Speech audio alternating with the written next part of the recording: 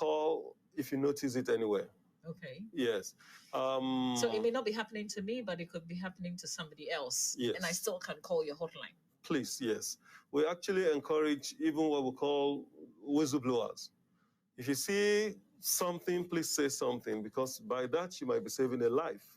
A couple of weeks ago, and I mean a couple of weeks ago, just last month, I saw something in the newspaper which said that there was a man that was beating the wife in the night. And neighbors came in to they wanted to come in to save the woman from the man. And the man threatened to kill anybody that comes near. So eventually the neighbors left. By the next morning, the woman was dead. The man had killed the woman.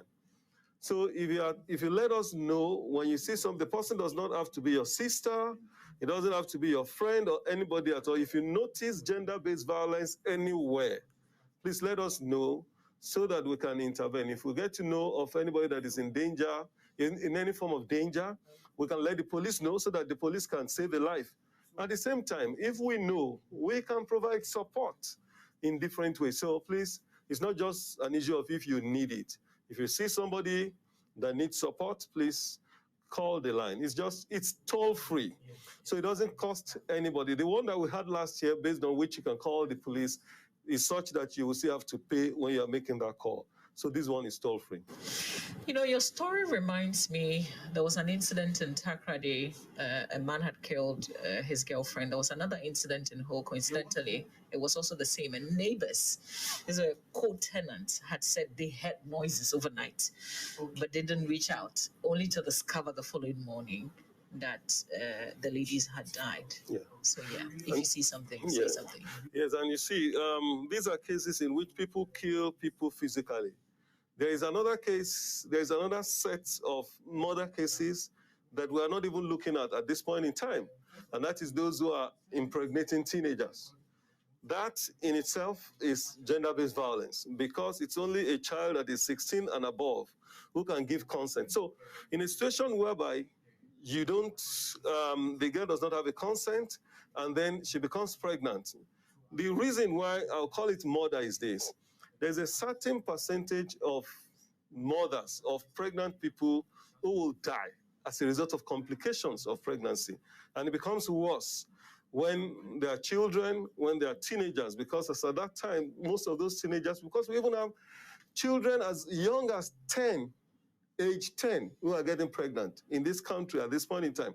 And so their bodies are not yet ready to undergo the rigors of pregnancy. And when that happens, it might lead to death, or it might lead to some permanent form of injury that they will have to live with for the rest of their lives. And some of them also are such that psychologically, they might not be able to cope with the rigors of pregnancy or parenting. So we'll be saving a life by reporting something that we see. The problem that I see right now, which is what I think is major, is that nobody's asking questions from those people who are impregnating teenagers. We should be asking questions, because those guys are murderers. And because when they kill, it affects the society, it affects the conscience of the society at the end of the day.